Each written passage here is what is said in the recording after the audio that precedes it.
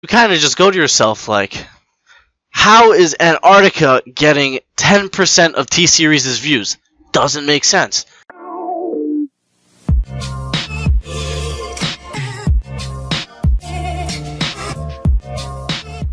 Hello, Bostack here. What is up, everybody? Today we got something a little bit different, some conspiracy theories, some crazy going on, and you know what? I've been doing a little bit of digging, a little bit of research. There's been videos on this countless times, different things. Does T-Series buy subscribers? Does T-Series buy views? That is going to be kind of somewhat answered today in this video. But I found something else that's kind of intrigues me, wow, okay, that's a little bit different. So as you guys are watching right now, PewDiePie is going down once again. He was overtaken yesterday. Man, when he was overtaken yesterday, you guys should have seen all these comments, like go T-Series, go everything, go all this other nonsense. Unfortunately, he's going down once again. He reclaimed #1 spot, don't get me wrong, but he's going down again really fast. This is live, and we're gonna see how far down he goes before this video actually starts, because it seems to be going down really fast. Jesus, wow. Okay, looks like I'm making a video at the right time. But on top of that, come on, go up. No, it's going down. On top of that, I'm also gonna make a new PewDiePie video coming out real soon. You guys are gonna see, you guys are gonna love it. It involves 1,000, that's right, 1,000 red and blue PewDiePie stickers. And oh my god, he hit one and he just went back up again. This is what I'm talking about. So, conspiracy theory number 1. PewDiePie and T-Series subscribers they're programmed to be within a certain range. What I mean is, it'll always go down to 1, and then it'll kick right back up, as you're seeing right now. So it was literally just at 1, and it kicks straight back up, and it usually floats around 900 to 1,000 subscriber difference, which is kind of strange when you think about it, because we all know in real life, how can you possibly at the exact same time always be within 1,000 subscribers of each other? That is just physically not possible. But as you guys just seen it live, this is the type of thing that just seems to happen. Right now, PewDiePie is part of the world. Let's just say this: PewDiePie is part of the world where he gets his subscribers are asleep. But in India, T-Series subscribers are awake. So, as you would imagine, more people on T-Series' side would be subscribing at the moment, and less people for PewDiePie would be subscribing. But yet, somehow, it's always within that 1,000 of a difference range. Sometimes it goes a little bit higher, don't get me wrong. Sometimes it goes lower. Like yesterday, it was down like 20,000. PewDiePie was losing, but he's back up again. So it doesn't make sense that it somehow is always floating at that little mark. But then I did a little bit of just YouTube digging and research, and I seen this guy's channel, Meditation, and he has a great conspiracy of how he thinks T-Series has fake subscribers. So they have millions of accounts of fake subscribers. So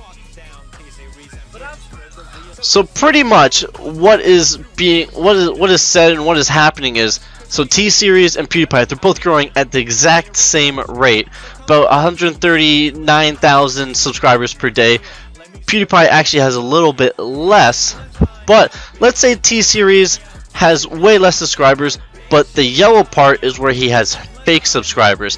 And as they grow, they gradually knock off the fake subscribers. In that way, they're gaining their real subscribers. So as you can see, they're kind of boosting themselves, which is crazy. But then on the other hand, I think T-Series might actually be putting fake subscribers into PewDiePie's account. So as they're growing, they keep leveling it out, keeping it very close race.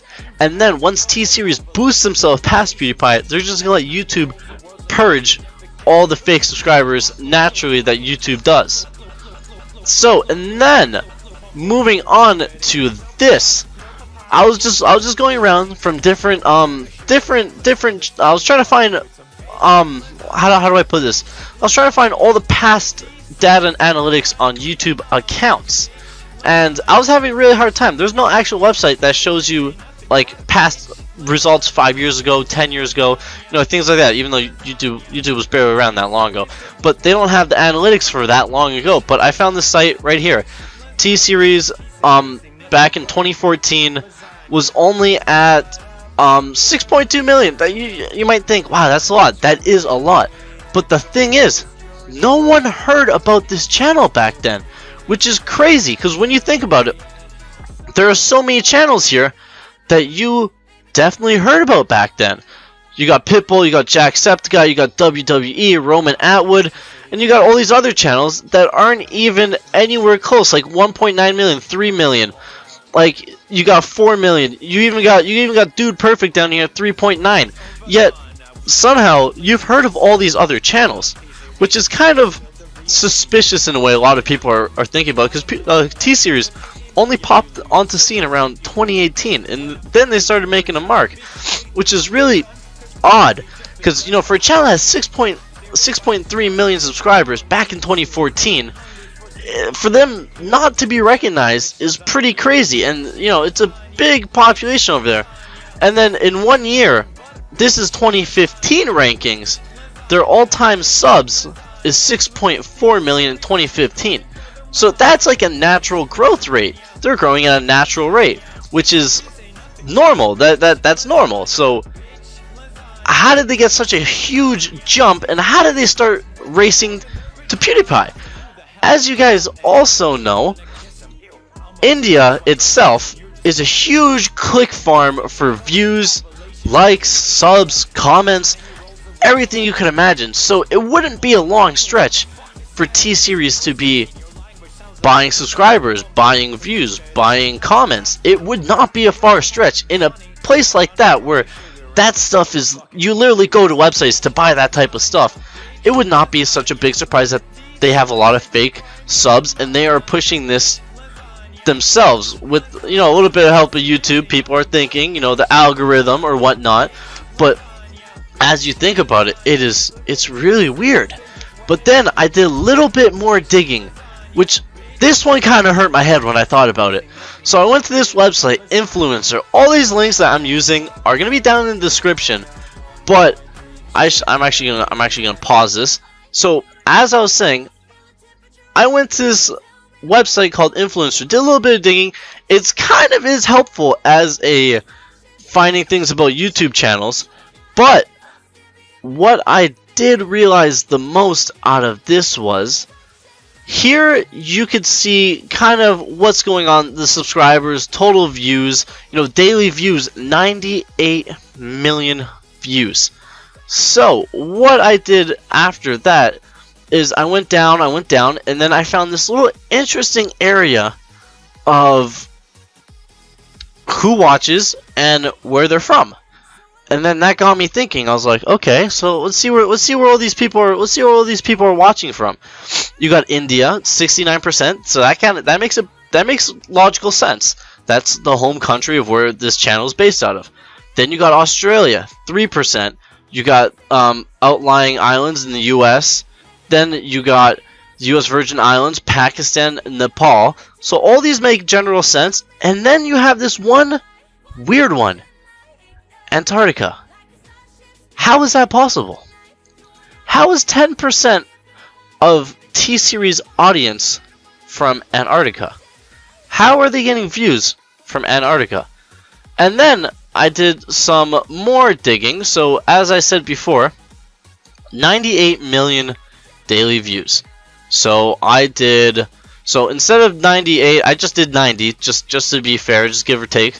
And then I went 10% of 90 million, which is obviously 9 million. So 9 million people supposedly on a daily average watch T-Series from Antarctica. And then I went, how big of a population is that? That doesn't make any logical sense. To me, at least. Because I don't know, I might be wrong, might not be a geography scholar. But then I went, 4,000 people live in Antarctica. How is that possible? How do 4,000 people live there, and they're getting 9 million views a day from that set location. And if you guys don't know this, but you know, like more than half the population of Antarctica are scientists, and you know, the people who help scientists out, because there's literally 66 scientific bases in Antarctica, and 37 are occupied year-round. So half of them, almost half of them, are empty. So then we go back here and we go 90 million divided by 4,000, and where is it? I guess we'll just do it again. Divided by 4,000. That's 400. 4,000. That is around 2,250 views per person. How does that logically make any sense? It doesn't. That's why I'm also thinking that they do use fake subscribers. I do believe that they do push views on their videos to get themselves trending, to get themselves more recognized, more recognizable. It's a corporation.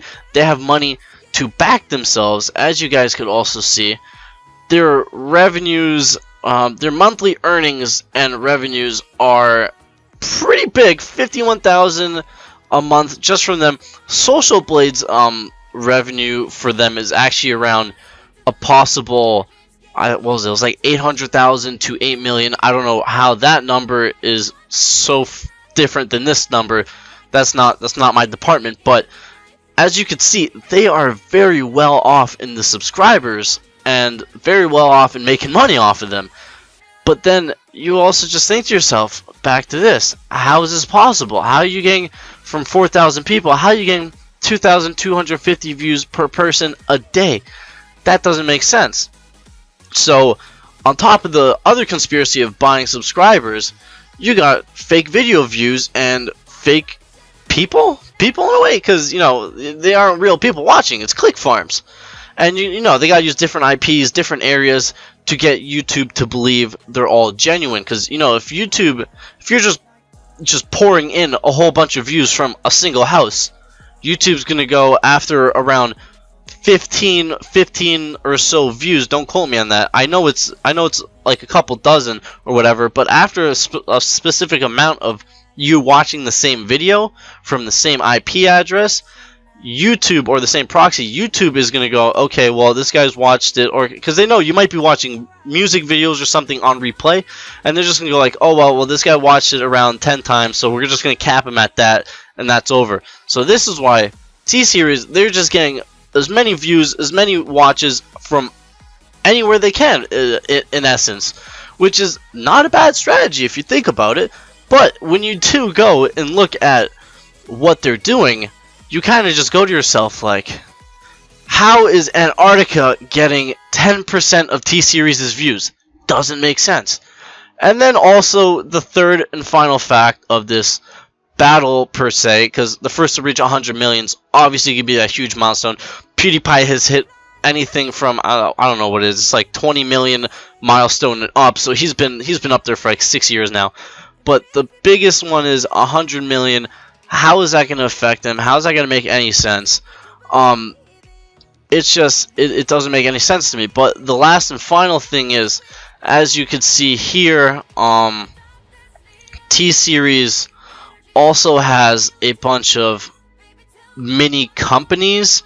You got like T-Series Kids Hut.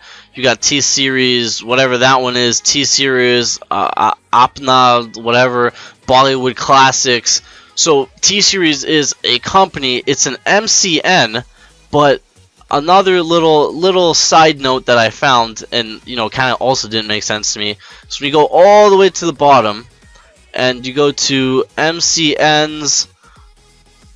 T-Series was, where is it? T-Series is not a multi-channel network in 2015, which kind of begs the question: how does that also make sense? Because they're a huge corporation company, so you know, they do have multiple channels, they do have all this other stuff, but supposedly in 2015 they weren't. But now that they are an MCN, now that they are a corporation, they also have all those mini channels pushing views for them at the same time. Because when you click on this little channel thing, it will take you to, it will suggest other channels. And what's it going to suggest? The parent channel of whatever you're watching right now.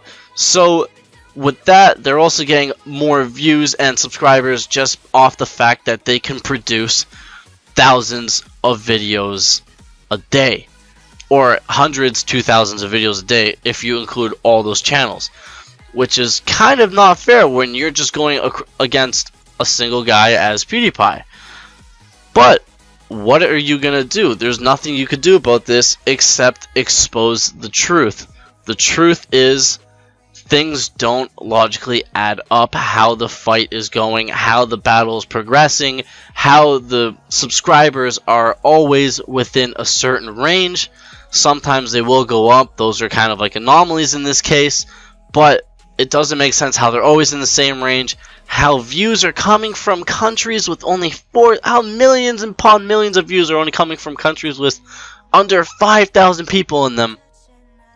But this is pretty much my mini conspiracy theory for you guys. My mini, like, how does this make any sense?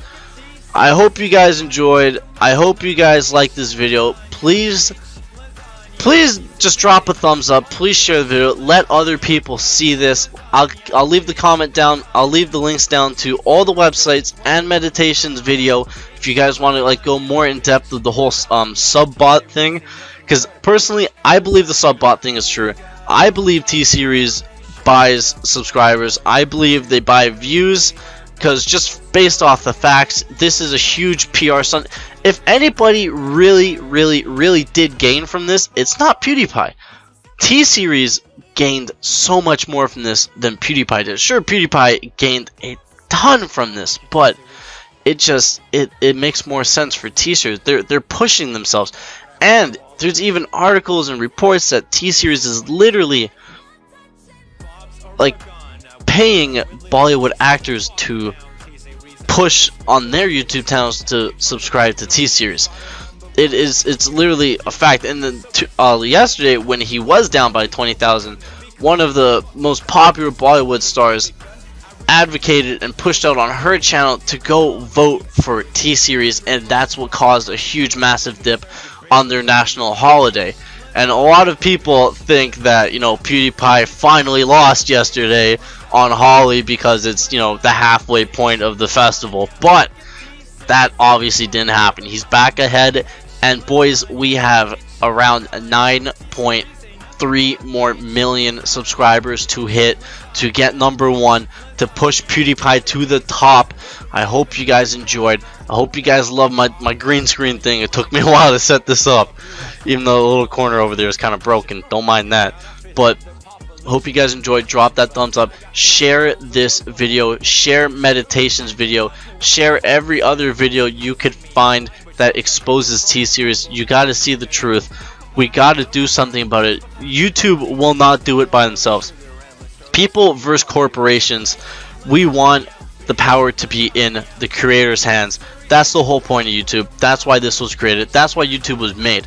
That's why I, you know, personally, that's why I got into YouTube. I was so thrilled and excited watching PewDiePie when he literally still had, it was under 3 million subscribers. I remember watching Ali 8 when he first had like 1,000 subscribers. I remember him. Matrix. I remember him. That was crazy. I remember watching Optic Nate Shot. I remember the good old days.